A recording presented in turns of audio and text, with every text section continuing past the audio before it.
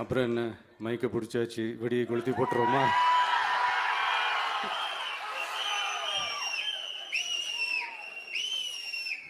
Nineteen 77 June மாதம்னு நினைக்கிறேன். June மாதத்தில் புரட்சி தலைவர் எம்ஜிஆர் அவர்கள் ரேடியோவில் ஒரு பேட்டி ஒன்று கொடுத்தாங்க.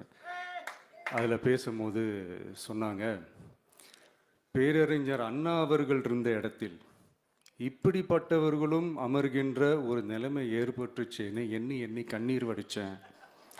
அன்னைக்கு அந்த கண்ணீரை துடைக்க ஆரம்பித்த இயக்கம் தான் அண்ணா திராவிட முன்னேற்ற கழகம்னு சொன்னார்.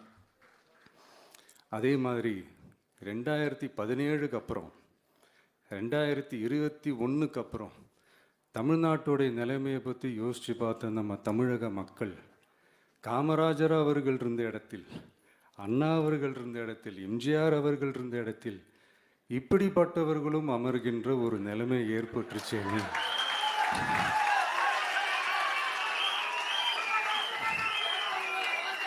தமிழக மக்கள் கண்ணீர் வடித்தாங்க. இன்னைக்கு இந்த கண்ணீரை துடைக்க ஆரம்பித்த இயக்கம் தான் தமிழக வெற்றிக்கழகம்.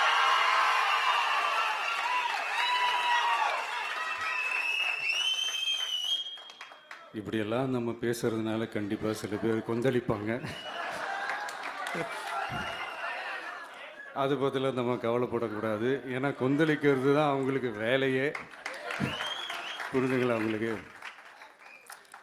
ஏன்னா எம்ஜிஆர் அவர்கள் கட்சி ஆரம்பித்தப்போ, ஏன் அவர் ஜெயிச்சதுக்கப்புறம் கூட சட்டசபையில் கூட ஏதோ ஒரு நடிகர் கட்சி வந்திருக்குதான், ஏதோ ஒரு புதிய கட்சி வந்திருக்குது, புரட்சி தலைவர்னு ஒருத்தர் வந்து, இப்படியெல்லாம் கேலியும் கிண்டலுமா. அதனால் யார் அரசியலுக்கு